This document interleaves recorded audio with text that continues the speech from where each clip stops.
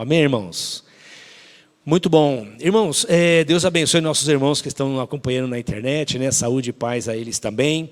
Nós iniciamos nesse mês um novo ciclo, né, de pregações, de palavras sobre o tema igreja, identidade e propósito. Igreja, identidade e propósito. E por que nós estamos pensando nesse tema?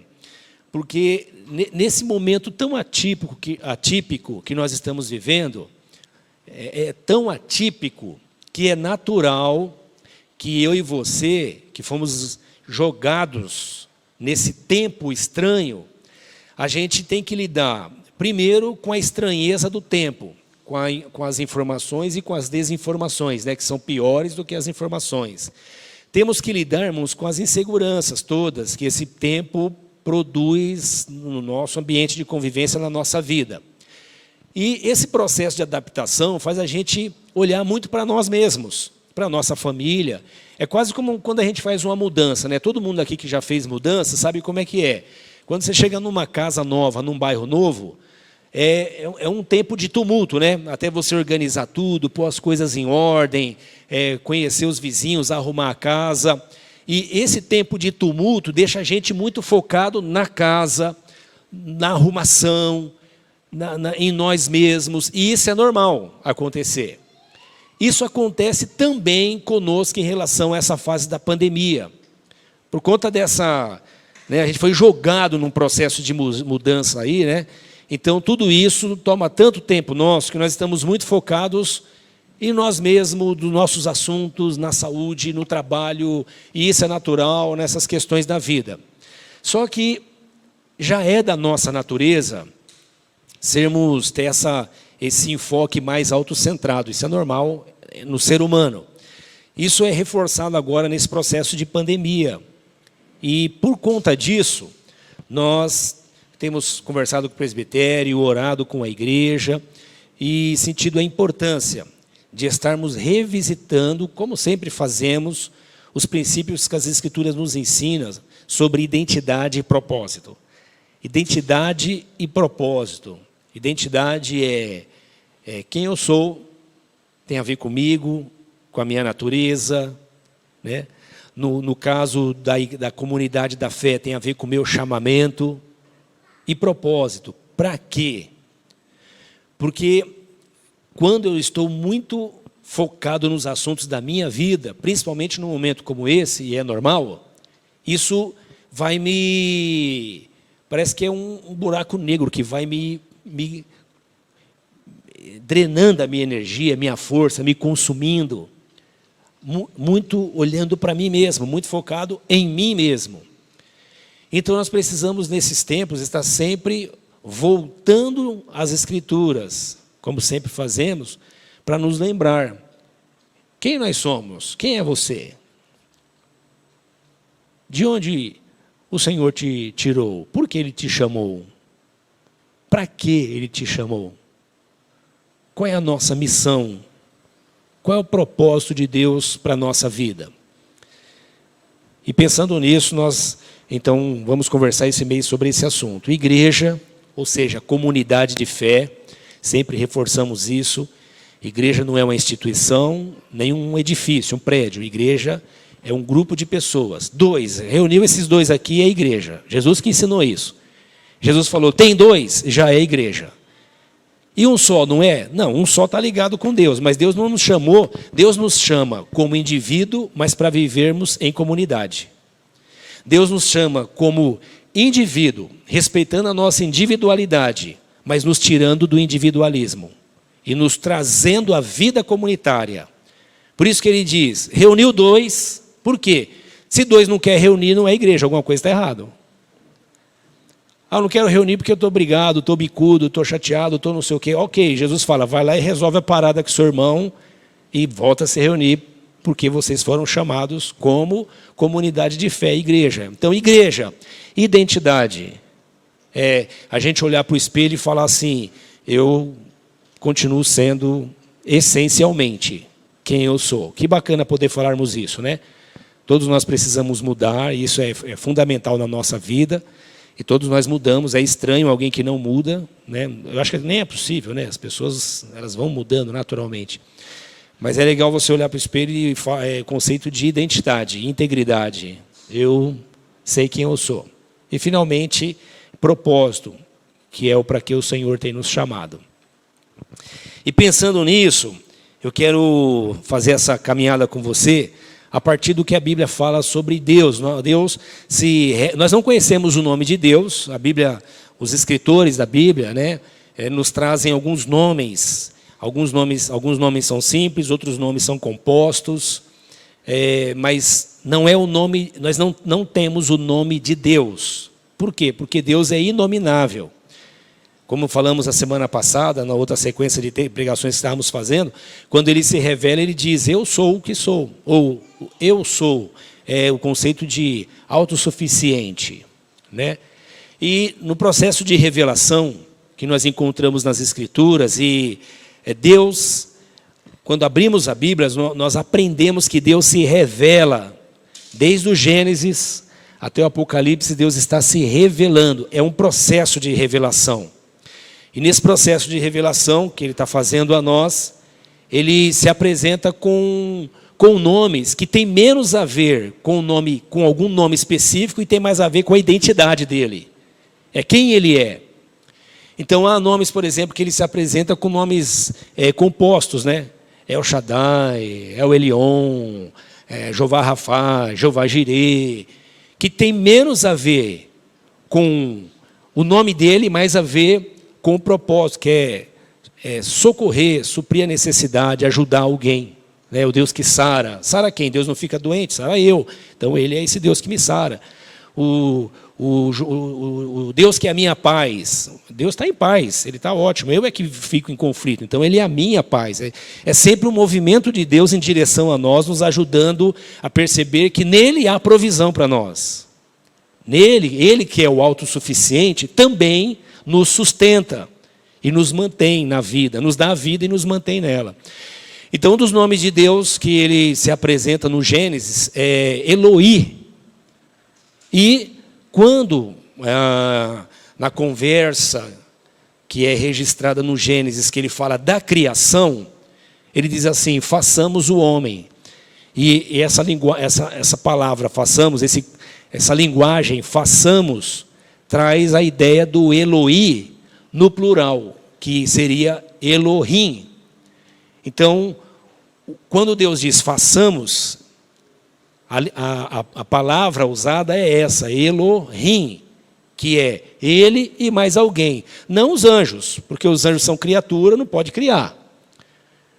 As criaturas não participam do processo de criação, elas assistem, no sentido de assistir, da assistência. Mas elas não participam, porque elas são criatura. Criatura não cria, tem criatividade, mas não cria do nada. Né? A palavra que é usada no princípio, criou Deus, é bara. Bara é criar do nada. Eu sou criativo, e você também, todos nós somos. Mas Deus, Ele, como diz o livro de Romanos, né? Ele traz à existência aquilo que não existe. Então, façamos quem? Se não é Ele e os anjos, porque são criaturas, é Ele e mais alguém com Ele, que é como Ele. E a partir daí nós vamos entendendo a doutrina da Trindade, que é a ideia de que Deus é um no sentido de unidade, é um no sentido de essência, mas Ele vive em comunidade, tem mais alguém com Ele. E aí o estudo das Escrituras vai nos esclarecendo que esse alguém é o Pai, que nós chamamos de Pai, e vamos lembrar que essas linguagens, Pai, Filho, tem mais a ver com o processo de revelação dele comigo, para eu entender o conceito, porque eu sou pai. Quando eu ouço dizer que Deus é Pai, para mim fica mais claro o que é Deus. Deus é Pai.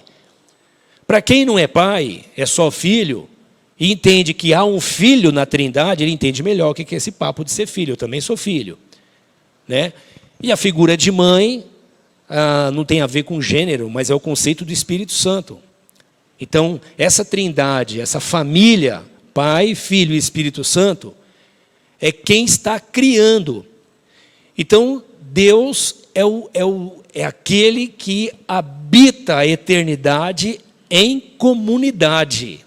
Deus é comum, Ele comunga. Toda a criação que Ele faz é para compartilhar a glória dEle. Não é porque Ele está entediado, depressivo, chateado. Imagina Deus assim, né? O que eu faço? Vou criar uns anjos aí. Vou criar uns querubins, uns serafim. Aí, agora vou criar um homem. Bom, vou fechar com chave de ouro. Não, ele está porque quem vive em comunidade, só vive em comunidade porque experimenta amor. João fala, Deus é amor. Também diz que Deus é espírito. Mas é para citar essa essência de Deus. Então Deus é amor. Quem é amor, compartilha. Esse amor que não é compartilhado não é amor. É alguma coisa que a gente chama de amor, mas é alguma loucura nossa, da nossa natureza. E a gente vê bastante disso em nós. Mas amor tem a ver com compartilhar, com cuidar. Eu sempre gosto de usar essa linguagem para resumir a palavra amor. É cuidar. Quem ama, cuida. Se não cuida, é certeza, não ama. Pode ter sentimento de propriedade, de exploração, de não sei o quê, mas amor não. Então, Deus que é amor, essencialmente amor, Ele compartilha, Ele vive em comunidade. E aí a Bíblia nos ensina que Ele vai criar alguma coisa extraordinária, é a coroa da criação. O que Ele cria? O homem, o ser humano. Essa coisa bonita aqui que nós somos. Agora não, né? Nós estamos caricatura, mas nós já fomos bem melhor, certo, pessoal? Quando você está bem, você não se surpreende com você mesmo? Sim ou não? Eu sei que vocês estão tímidos, mas vocês se surpreendem com vocês sim, né? Mas você imagina a gente melhor que isso, na plenitude, né? Em todo o nosso potencial, que extraordinário. Então Deus, quando vai criar, cria um homem. Mas Ele cria um homem pensando já em comunidade. Então Ele cria o homem. E aí o homem, Ele deixa o homem chegar à consciência de que está sozinho. Por quê? Porque nós precisamos ter essa consciência. Nós somos seres conscientes e autoconscientes. A gente entende o mundo, mas a gente percebe que estamos no mundo, o que está acontecendo ao meu redor, mas eu também me vejo vendo o que está ao meu redor. Isso é a autoconsciência. É eu olhar para mim mesmo e me ver, inclusive, pensando, analisando, olhando. Então, consciência é a minha percepção de presença, autoconsciência é o meu entendimento de que eu tenho essa presença. É consciência e autoconsciência. Uma linguagem bem simples, né? Então, o Senhor dá isso para o homem e ele, na caminhada dele, vai fazendo uma lista da criação de Deus, animais, os casais. Aí percebe que todo mundo tem um par, mas ele não. Então ele percebe que ele ele tem Deus. Mas gente precisa de gente. Isso ajusta na nossa cabeça uma linguagem que às vezes algumas pessoas usam, que é assim, não, eu tenho Deus, não quero saber de ninguém. Não, isso está errado. Você tem Deus, mas Deus deu a nós gente, porque gente precisa de gente. Eu tenho Deus, ok, mas onde está o abraço de Deus? Se não, no braço do outro. Eu tenho Deus, Deus me ouve, ok, mas onde está o ouvido de Deus? Se não, no outro que me ouve. Então, o Adão entende que precisa de alguém. Olha que interessante, ao invés de Deus fabricar outro ser, vou pegar barro de novo, Adão, vai dar uma volta aí, quando você voltar tem um presente para você. Não, ele não faz isso. Ele não pega um outro barro e faz um outro barro. Ele tira do homem, ao invés de ele criar outro, ele duplica.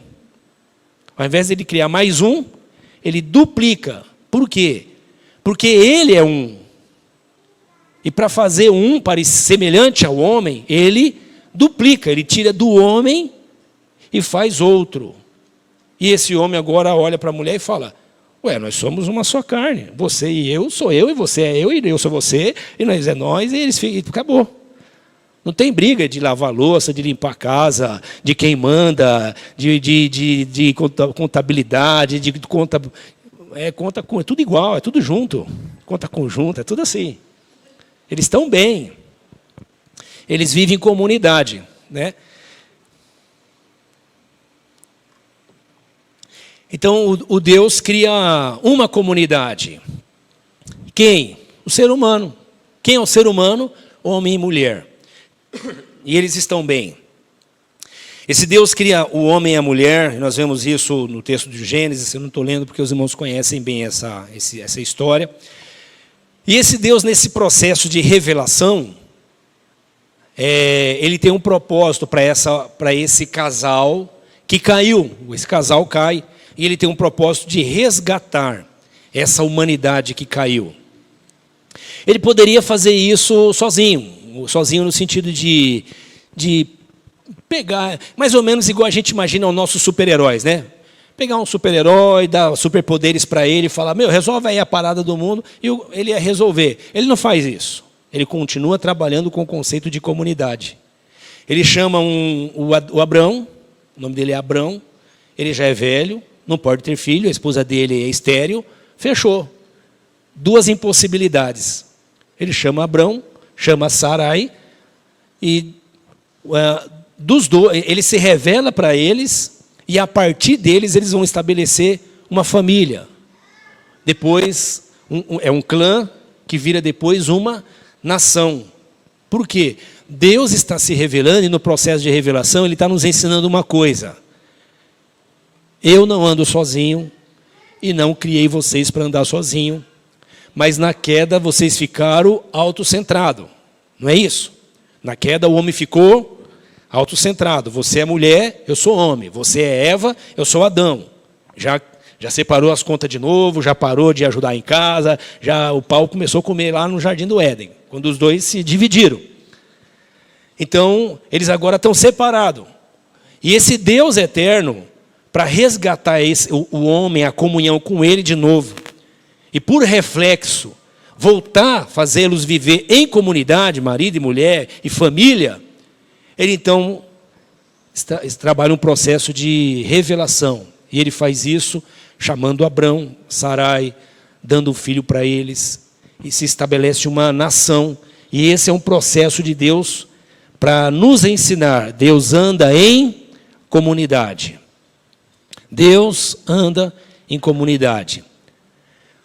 Uma das marcas da nossa identidade, uma das marcas da identidade minha e tua, é que nós fomos essencialmente chamados para viver em comunidade. Deus salva indivíduos, mas só para viver em comunidade. Se eu fosse resumir esse pensamento, eu diria que Deus não está salvando indivíduos, Deus está salvando uma coletividade. Deus está salvando uma comunidade, Deus está salvando pessoas. E essa linguagem, ela está em todas as Escrituras, e ela é muito marcante nas Escrituras, porque as Escrituras é um processo pedagógico de Deus para lembrar quem eu sou e como eu preciso de um Salvador. E se as Escrituras falam de comunidade, é porque eu gosto de individualidade. Se as Escrituras falam sobre dar, é porque eu gosto de reter em geral. Se as Escrituras falam de eu amar, é porque eu gosto só de ser amado em geral. Então as Escrituras sempre têm um processo de revelação para nós a respeito de Deus e de como Ele se apresenta a nós. Deus, então, quando chama Abrão e se estabelece essa família, irmãos, vai representar Deus. Eles são representantes de Deus, não é isso? Então Abrão começa-se a ouvir falar mais de Deus e aprender mais de Deus pela vida do clã de Abraão, que agora tem o nome de Abraão. Então, vou usar aqui uma linguagem simples, Deus quer ser conhecido, Deus quer que os outros povos e todo mundo conheça Ele. Não tem Facebook, não tem YouTube, o que Ele faz? Vou me revelar pelo processo de uma família, e essa família que vai virar uma nação, vai me representar. As pessoas vão ver eles, porque eles me viram, me conheceram, aprenderam comigo, eles vão ficar parecidos comigo. Eles são chamados de meus filhos. Israel é chamado de filho. Israel é chamado de primogênito. É o primeiro filho de Deus. E esse filho, que tem as características do pai, vai representar para o resto da humanidade quem é Deus. Fechou o raciocínio ou não? Fechou. Então todo mundo olha para Israel e fala, olha, então esse pessoal aí é de Deus, E como é que a gente faz para virar um deles? Ah, não vira. Tem que ter sangue de judeu. Você vai ter que começar a aprender a lei deles e andar com eles e vai aprendendo. Ok, então eles vão testemunhando a respeito de Deus. Foi isso que aconteceu? Foi esse o resultado alcançado? Não, né? Não foi esse o resultado alcançado. Por quê? Porque Israel se sentiu a última bolacha do pacote. Nós somos o povo abençoado, nós somos o sacerdócio é nosso, a lei é nossa, o templo é nosso, o culto é nosso, nós somos os caras. E começaram a ter comportamento religioso, que é uma maldição, irmãos. A religiosidade, no aspecto negativo dela, é uma maldição. Ela discrimina a pessoa, rotula as pessoas, cria grupos, facção, cria divisão, intriga, lança irmão contra irmão. Religião é uma coisa do capeta mesmo. Se tem uma coisa que Deus não fez, foi religião. Ele não fez. Se tem uma coisa que os homens fizeram, foi religião. Como ele disse que os homens são filhos do diabo, então parece que a religião, de fato, veio do diabo.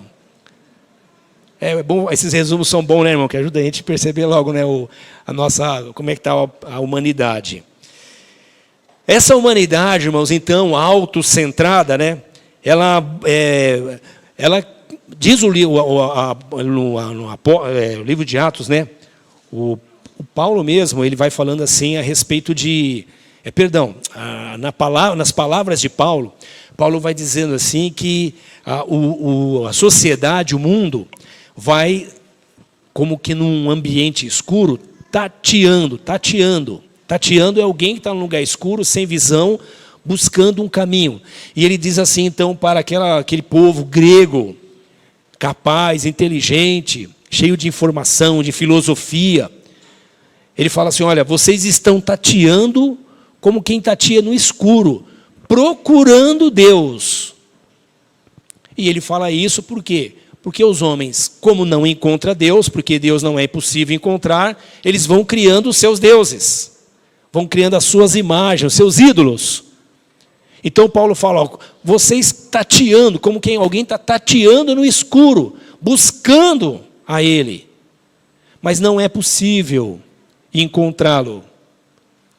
Porque Deus não habita na escuridão. E a escuridão é uma analogia para a condição do ser humano.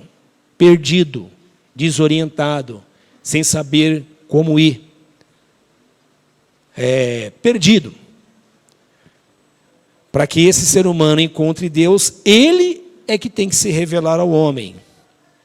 Então Israel, que era o representante de Deus na humanidade, uma comunidade que representava o Deus que vive em comunidade, falhou na sua missão.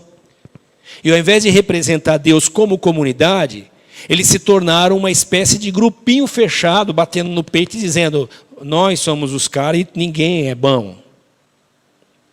Vocês já viram alguma coisa parecida por aí, em alguns outros lugares? Aquelas pessoas que batem no peito e dizem, só eu, Deus é comigo, Deus está comigo, Deus é só meu, eu conheço Deus, eu controlo Deus, eu sei os truques para Deus dar, para Deus entregar, eu sei os métodos para Deus resolver. E a pessoa fala assim, Deus é assim, Deus é assado. Você está com esse problema? Eu vou te dar uns 3 passos para você dar e Deus vai resolver isso aí. Como se tivesse um controle de Deus. E esse povo de Israel, que se perdeu, não testemunhou a respeito de Deus. E esse Deus mostra o seu amor. Deus não foi pego de surpresa, Ele mostra o seu amor. Abra sua Bíblia no Evangelho de Jesus, segundo escreveu João.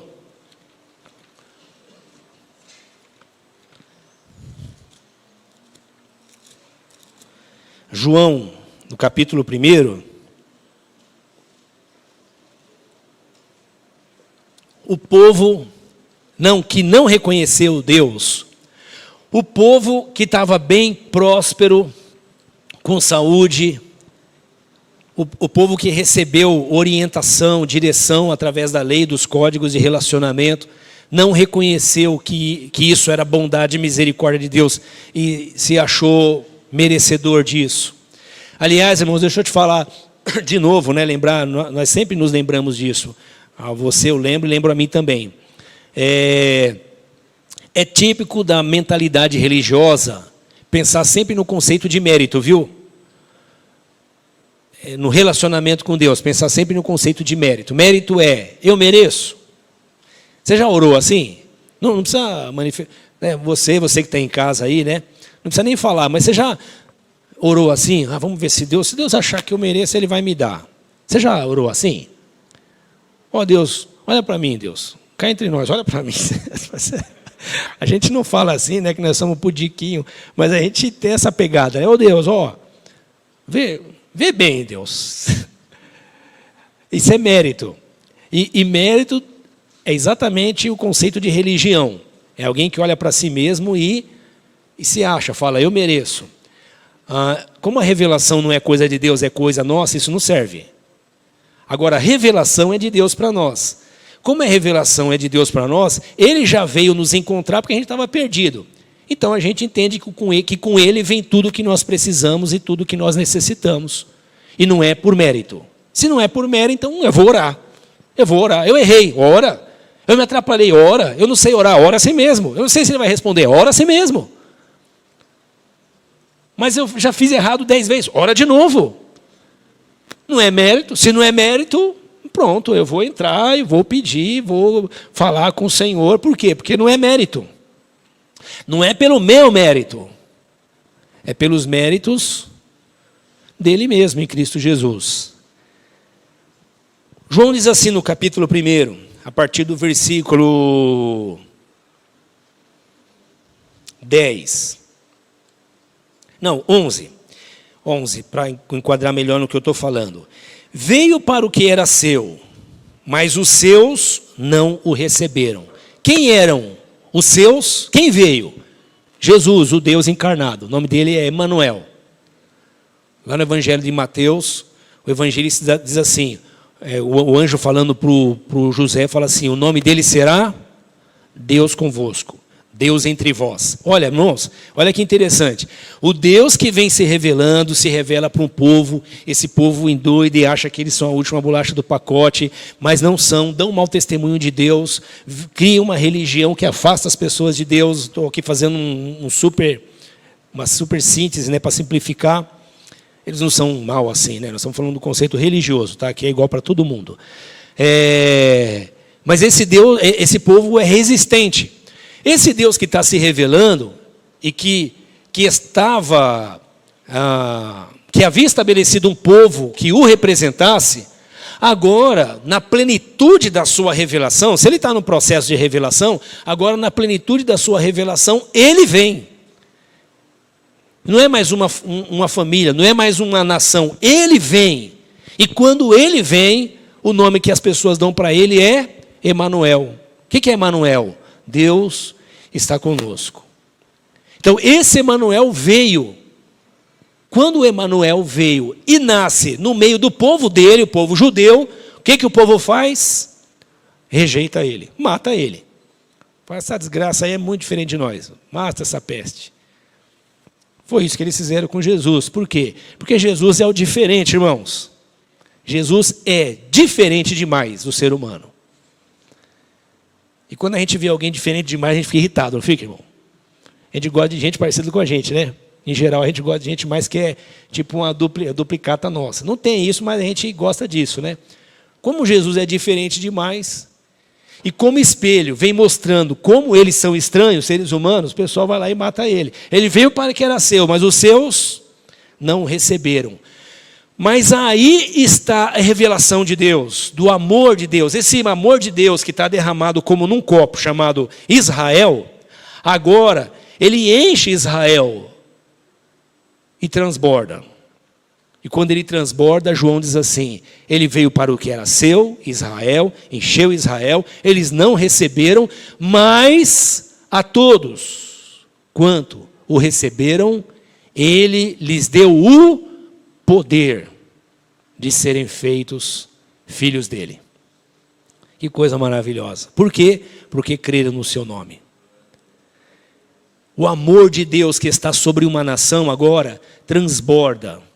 Por que transborda? Porque assim é o amor de Deus. Deus nos chama para a vida comunitária. E se eu e você começamos a represar demais aquilo que Deus nos deu, Ele dá um jeito disso transbordar. Deus chama os apóstolos e fala para eles: olha, vocês vão e pregam para o mundo todo, tá bom? Aí eles falam: fechou, Deus, deixa com nós. Mas aí eles começam a fazer culto, reunião, e o fogo começa a cair, é só poder, revelação e mistério. E eles falam: isso aqui tá bom demais. Fica só aquela turminha. É culto atrás de culto, atrás de culto, atrás de culto. E ele fala: vocês não vão pregar, não? Ah, Senhor, isso aqui tá bom demais. Aí o Deus, que é o espalha-brasa, vem e manda a perseguição sobre o povo. Eles vão ter que transbordar aquilo que Deus havia dado para ele. E o evangelho chega até o Brasil. E nós recebemos a Jesus Cristo, porque alguém quis reter lá esse amor. Mas o Deus que vive em comunidade nos chama para compartilhar. Tem uma música, né, do Gerson Borges, muito bacana, que ele fala: a glória de Deus é compartilhar. Fantástico. A glória de Deus é compartilhar. Então ele compartilha a glória dele que está em Israel, ele compartilha agora com todos os que creem. Quem são todos os que creem? Qualquer pessoa de qualquer lugar do mundo, de qualquer religião, qualquer gente que o judeu achava que não presta, esse agora vai experimentar o amor de Deus. Ser chamado por Deus é ser chamado para viver em comunidade. Viver em comunidade é ter que compartilhar. Às vezes a gente demora para aprender isso. Mas não aprendemos ou não? Aprendemos. Eu lembro de um dos nossos irmãos aqui, que ele falou, ele sempre esteve muito tímido, né, nos relacionamentos, na convivência com o irmão. Ele é fantástico, mas cada um tem um temperamento, né? E ele, muito tímido, dificuldade de falar, tal. Ele falou que Deus colocou... Aí aconteceu um rebuliço na vida dele, que a gente usa essa linguagem, né? E ele foi trabalhar num lugar que ele teve que ter contato com 1 milhão de gente, todo dia, toda hora. Pronto, ele falou: agora entendi o que estava acontecendo comigo.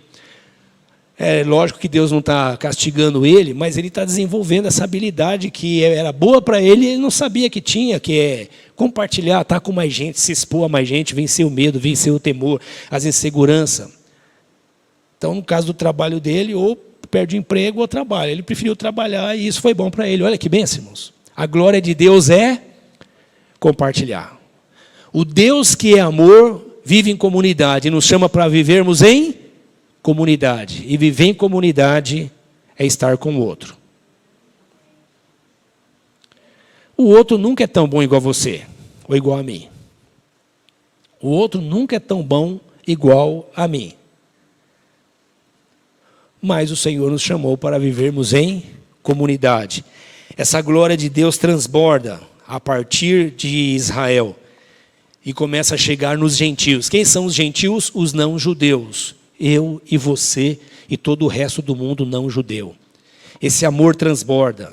E agora ele estabelece a sua galera, que não é só de judeu agora, é chamada de igreja. Ele diz assim: eu vou estabelecer a minha igreja.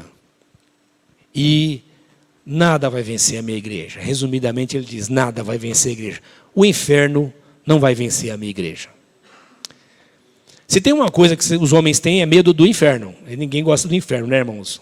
Tanto que a gente fala: quem não quer ir para o inferno, quer ir para o céu? Todo mundo fala: eu quero ir para o céu. Porque a pessoa não quer ir para o inferno.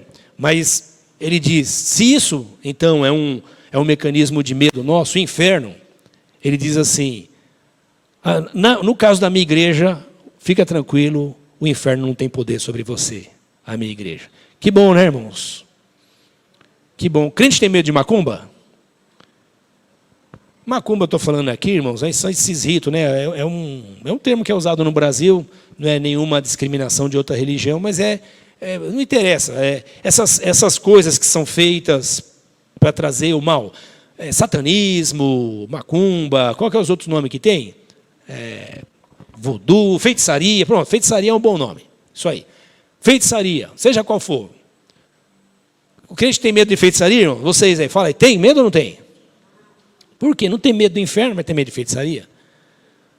João fala assim: o maligno não pode tocar vocês. Quem é nascido de Deus, o maligno não lhe toca. Se o diabo não pode brincar comigo, eu vou ter medo dos funcionários dele? Estou em paz.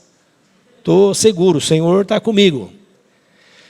Então ele traz esse conceito de que ele é que chama, ele é que derrama o amor dele e chama você para viver em comunidade.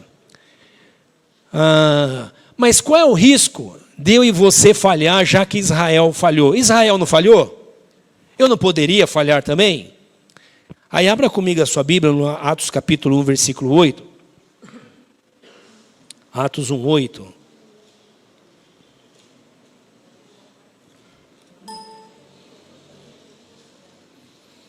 Ele diz assim: mas receberão poder quando o Espírito Santo descer sobre vocês, e vocês serão as minhas testemunhas. Quem é testemunha? Quem vê, quem presencia. Então ele diz assim: olha, vocês vão ser as minhas testemunhas. Então alguém diz assim, você já ouviu alguém dizer assim: ó, esse negócio de ser crente é difícil. Quem já ouviu alguém falar assim? Ser crente é difícil. Você já ouviu alguém falar assim? Ah, não, ser crente é difícil. Não, ser crente não é difícil. Ser crente é impossível. É impossível para o ser humano ser crente. Crente no sentido de discípulo de Jesus. É impossível. Não foi possível para Israel, que foi chamado por Deus. Não deu o testemunho que deveria dar. Mas Jesus diz: eu vou dar poder para vocês, e vocês vão ser as minhas testemunhas. Ele está nos ensinando de novo, que esse amor que eu recebi, que eu tenho a tendência de reter, que essa vida em comunidade, que eu preciso, mas também resisto por vários motivos, e é essa convivência em comunidade, o exercício do amor, que dá testemunho do poder de Deus. Ele diz: eu vou dar poder para vocês fazerem isso. Vocês serão as minhas testemunhas. Como? É basicamente dois sentidos. No sentido de experimentar e no sentido de compartilhar o poder de Deus. Ser testemunha passiva e ativa. Passiva é: eu experimentei o poder de Deus, eu recebi o poder de Deus. Paulo fala em Efésios, no capítulo 1, que quando vocês ouviram a pregação do Evangelho da fé, que os salvou.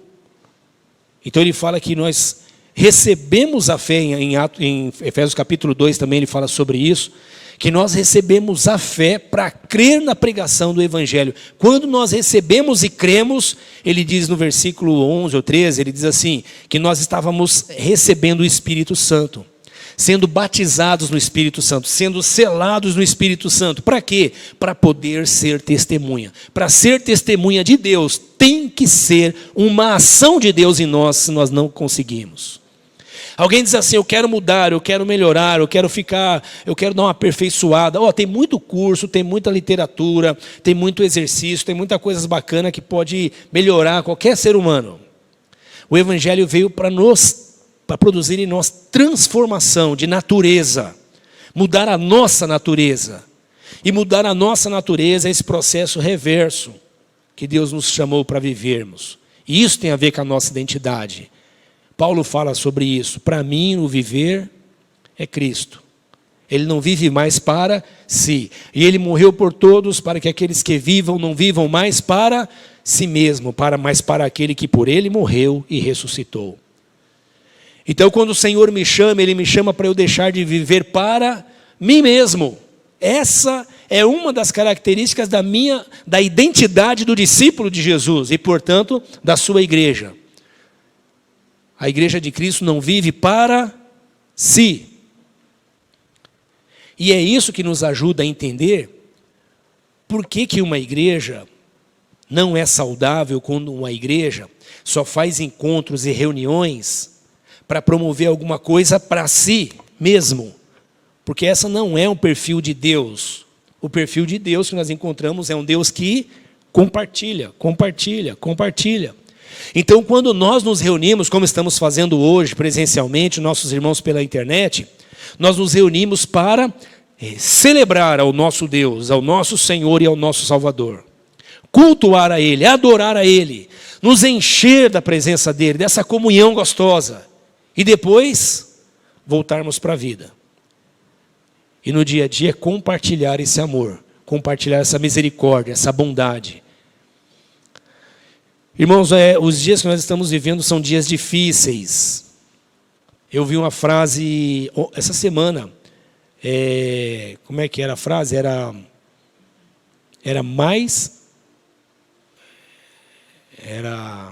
mais ou menos isso aqui. Mais humanidade, por favor. E que os estavam com a humanidade baixa. Vocês ouviram essa frase? O ser humano está com a humanidade baixa. Confere aí. O ser humano está com humanidade baixa? Como o ser humano pode estar com humanidade baixa num tempo de tanta dor e tanto sofrimento? Porque, como eu comecei minha conversa, é como se nós estivéssemos numa mudança e está todo mundo correndo para resolver o meu quintal, a minha casa, as minhas coisas, os meus assuntos. E isso, ao invés de produzir mais sensibilidade, e para aqueles que estão fortalecidos na comunhão com Deus, isso produz, mas se não, produz mais vida autocentrada, individualismo. E o Senhor nos chamou para a vida compartilhada. Então esse é um momento extraordinário para a igreja testemunhar o seu amor. Para encerrar, irmãos, abra a sua Bíblia no livro de Pedro. Eu gostaria de falar... Bom, nós vamos conversando esse mês aí sobre esse assunto tão rico. Eu gostaria que você fosse pensando na sua casa sobre isso, lendo na sua casa sobre esses assuntos. Mas a primeira epístola de Pedro, no capítulo 1,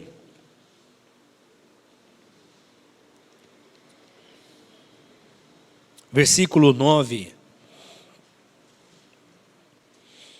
Olha que interessante, irmãos. Pedro diz assim. Posso ler aqui? Diz assim, versículo 9. Vocês, porém, são geração eleita, sacerdócio real, nação santa, povo exclusivo de Deus. Olha que legal, irmãos. Vocês são geração eleita, Ele nos elegeu. Sacerdócio real, nós temos na mão uma mensagem de salvação, de ajuda para aquele que está morrendo. Precisamos compartilhar isso. Nação santa.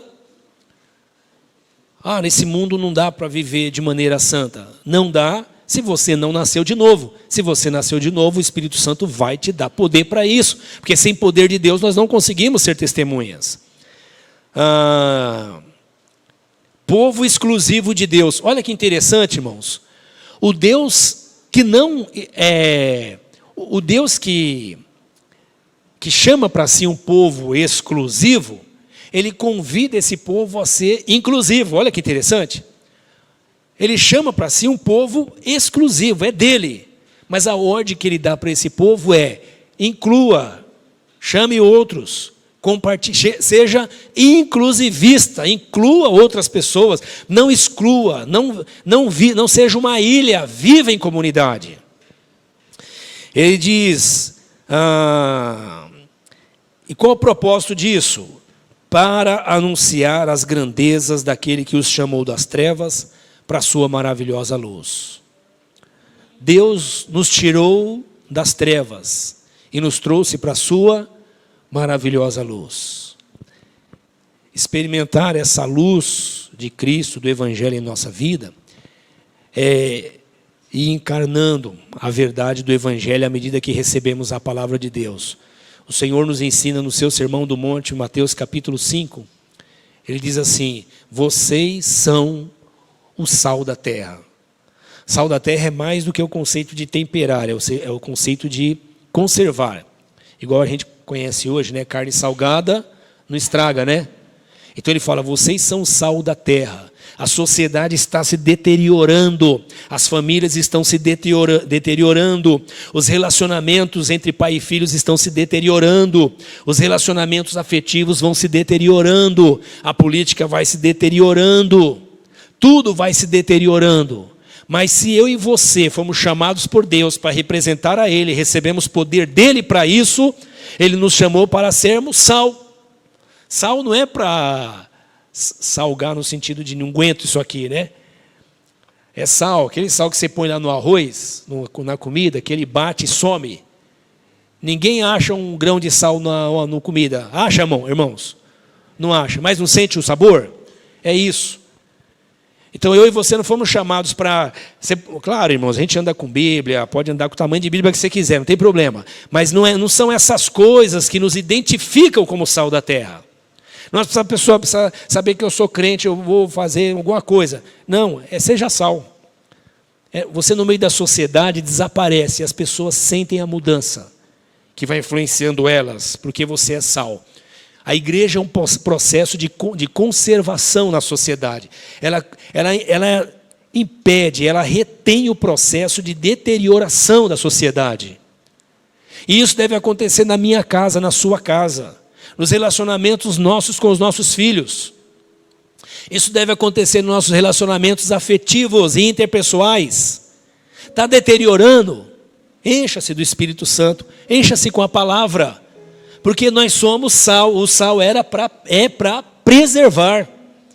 Ah, mas é difícil. Não é difícil, é impossível. Por isso ele nos deu o Espírito Santo. Vocês vão receber poder e vocês vão sim ser a minha testemunha. Testemunha é experimentar. Eu vou experimentar primeiro em mim. Senhor, muda meu marido, muda meu filho. Me parece que o interesse dele primeiro é mudar você e eu. Senhor, muda os outros. Me parece que o interesse dele primeiro é mudar eu. E a partir desse processo de mudança minha, alguém vai querendo andar pelo caminho que não é meu, mas é o caminho que ele me colocou. Por isso nós somos chamados à comunidade do caminho. Então você não muda porque você impõe, você muda por influência. E a influência não é da sua personalidade, é da sua identidade. Identidade como discípulo de Jesus. É poder para fazer isso. Ele fala, vocês são a luz do mundo. Luz por quê? Porque o mundo está perdido, irmãos. A sociedade está perdida. Onde ela vai encontrar a luz? Onde ela encontra a luz, irmãos? A pessoa encontra a luz em mim, encontra a luz em você. Não é luz minha, nem luz tua. É a luz de Cristo em nós. E quando alguém diz, nossa, mas o que é isso? Você é especial. Você diz, não. Isso é Cristo em mim, eu sou igual a você. Eu sou igual a você. Tenho a minha natureza deformada, errante, mas o Senhor... Olha que evangelho diferente.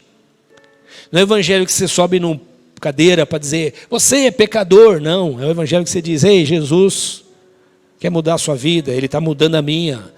Ele está restaurando o meu casamento, meu relacionamento. Ele está me ensinando um jeito diferente de ser gente. Essa é a identidade da igreja. O Senhor nos chamou para vivermos em comunidade. Você já ficou triste porque alguém não te ligou? Não te chamou? Não olhou para você? Não fez alguma coisa que você esperava? Todos nós já nos sentimos assim, não é verdade? É da nossa natureza, mas não é do Evangelho. O Evangelho é você fazer. É você fazer. Porque o Evangelho nos chama para transbordar. Eu recebi isso do Senhor. Eu preciso compartilhar com vocês. Você recebeu do Senhor, você compartilha com alguém. Dentro de casa, fora de casa e onde nós estivermos. Amém, irmãos? Igreja, identidade e propósito. Nós vamos falar mais disso essa semana. Mas eu gostaria muito que você fosse para a sua casa pensando sobre essas coisas.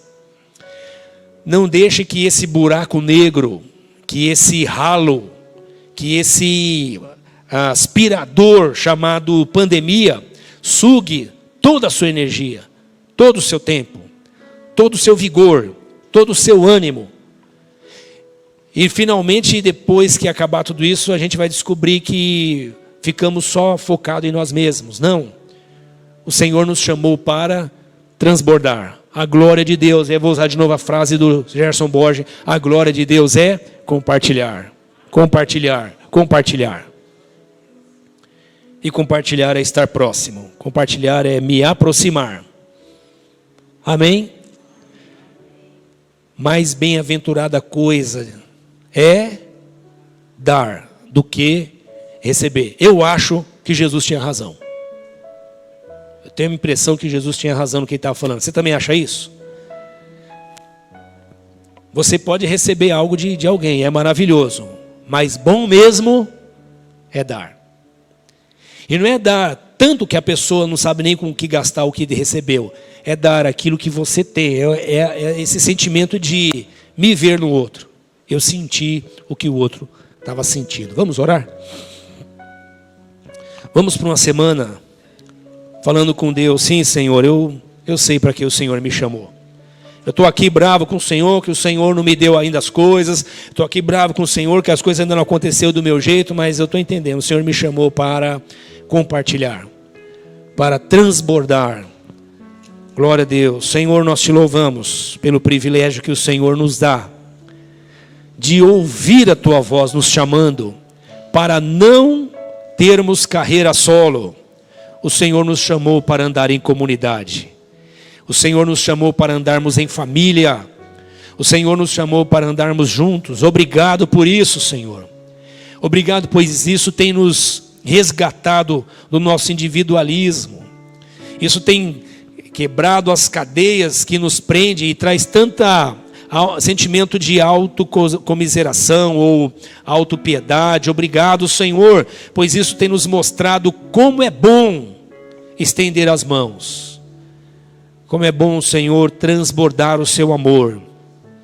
Obrigado porque o Senhor tem nos chamado para receber esse amor e compartilhá-lo com poder. Nós te louvamos por isso. Te louvamos por esse momento, por essa oportunidade.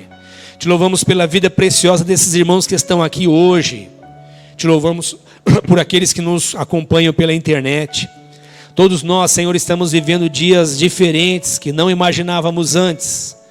Mas precisamos, Senhor, nos encher do seu Espírito para transbordar segurança, transbordar paz, transbordar o teu amor a partir das nossas casas, sobre os nossos filhos, nossa família, e transbordar os que estão ao nosso redor.